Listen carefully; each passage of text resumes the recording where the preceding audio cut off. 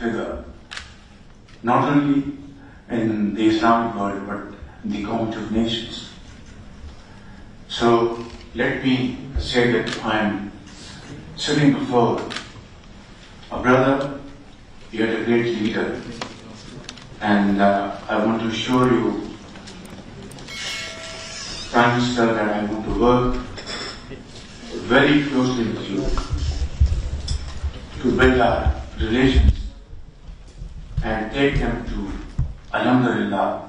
a towering figure, not only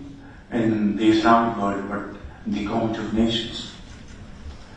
So let me say that I am sitting before a brother, yet a great leader, and I want to assure you, Prime Minister, that I want to work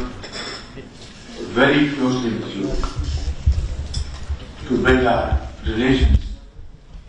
and take them to, Alhamdulillah, a towering figure, not only in the Islamic world but the community of nations. So let me say that I am sitting before a brother, yet a great leader, and I want to assure you, Prime Minister, that I want to work very closely with you to build our relations